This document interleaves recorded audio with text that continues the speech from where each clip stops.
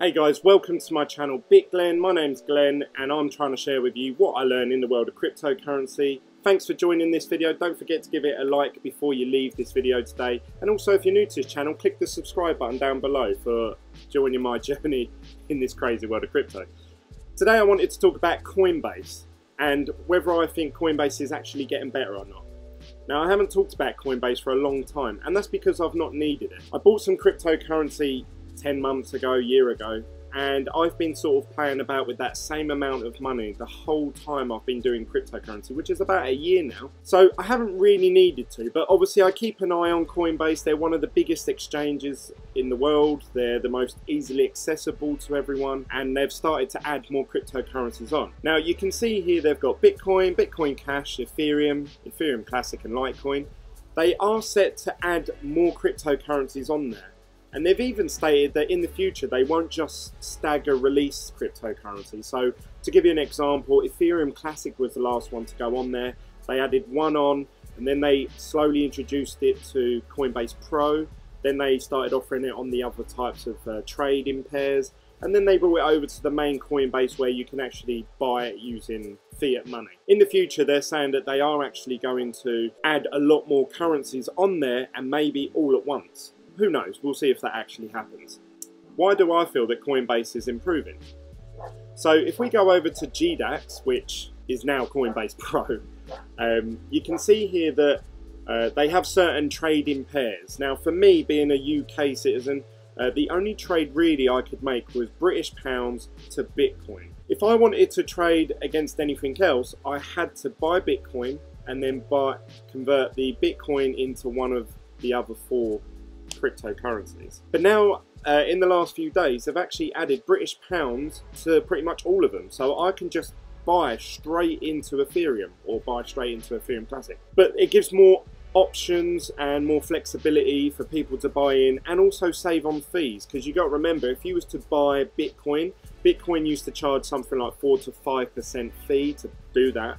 You had to buy it on a credit card, which I think your credit card company charged you a fee. And then you had to pay a fee to, depending on how you trade, you had to pay a fee to convert from Bitcoin into something else. So by the time you converted, say, your fiat money into Litecoin, you might have lost 7-8% straight off the bat. So that's really good news. They're offering more options out there. But there's more.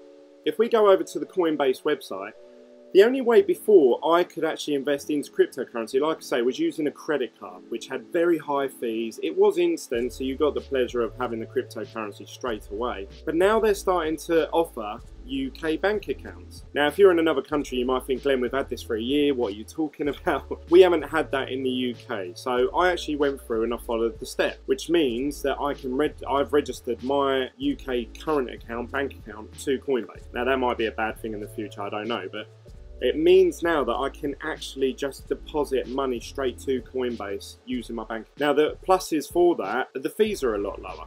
So if we go over to Coinbase's support page, it says down here how much are you actually transferring. So if you do like a bank transfer, if you send them over $10, the fee is 99 cents or 99p in the UK, as I've just found out. If you do between $10 and 25, it's $1.50 or £1.50. They don't seem to exchange pounds to dollars for some reason. You got $25 to $50 is $1.99 and $50 to $200 is $2.99. So a lot less than the 4 or 5% fees they used to charge. And then once you go past that amount, then you still have to pay the percentage. So if you go further down, you've got all the percentages here. So the UK one is 1.49%, which is not too bad. And then you've got the instant buyers using credit or debit card. So if you want to buy crypto instantly, this is the 4% I was talking about. Whereas if we go back over to my Coinbase account, I've got this £2. Now you might think, Glenn, why have you deposited just £2 into your Coinbase account? And that was because to register your bank account, it was sort of like what PayPal and eBay did back in the day. I believe they still might do it. You used to have to, you would register your account number sort code with PayPal, and a few days or a week later, they would deposit a small amount of money. It could be like 1p or it could be 15p. But then you had to log back in once that payment had gone through, and you had to confirm the exact amount. So you could say 15 pence, and they would know that you've received it and stuff like that. The way Coinbase seem to be doing it is they're asking you to send £2 to this account number and sort code, which when I searched it on my banking app, it came up with an Estonian address. I don't know if that's where Coinbase are registered in the UK. But you have to include this as your payment reference number. So you would copy and paste that in your reference when you're doing your bank transfer, and then they tally up that that's your account and that's come from Glen Hammond, you know, which is all good news. So I sent that quite a while ago, actually. I took a screenshot of when I sent it, which is right here. You can see here that I made the payment of £2 on the 13th of September. This is their payment details. There's that reference number, and it says it'll be in their account within 2 hours. So I always thought that I would receive some sort of email or notification to say it's all done, you've now got a UK bank account, but that never actually happened. I don't know if maybe I've accidentally deleted it, or maybe it went to my junk folder and I just haven't seen it, but I've not received any notification from Coinbase to say that my account is registered.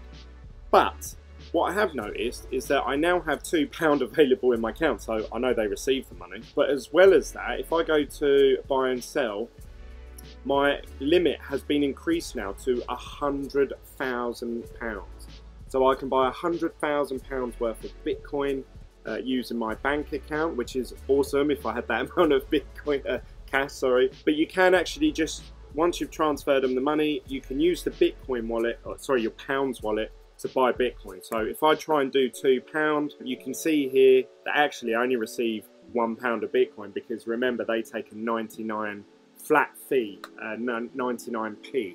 So if I was transferring, say, £10, it would still be 99p. If I was sending £200, I would pay the what was it, £2.99 they said?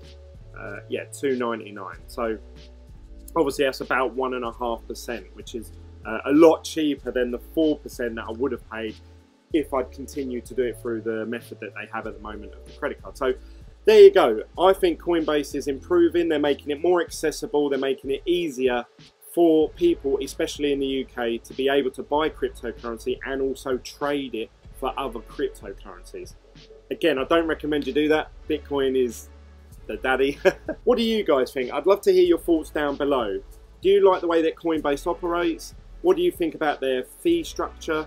And do you actually like their exchange? I haven't used them for a while, but now that I can actually register my bank account, I could easily just send them £50, £100, maybe a month, a week, whatever, and just buy Bitcoin and hold on to it that way. So to me, that's a win-win. Whereas before, if I wanted to buy cryptocurrency, and this sounds a bit silly, but if your credit card is maxed out and that was your only way of buying with Coinbase, I had to pay, say, £100 off my credit card, wait for that to clear, which takes 3 to 5 days. Then I would have £100 available on my credit card. Then I could use it to buy through Coinbase.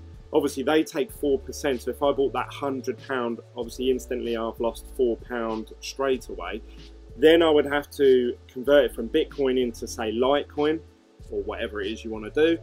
They're going to take another 1%. So you lose sort of £5–10 straight away before you've even got going. So this is a lot easier, and it seems a lot more easier to cash out of. Now, the flip side of this is that I no longer have to wait a long time to receive payouts.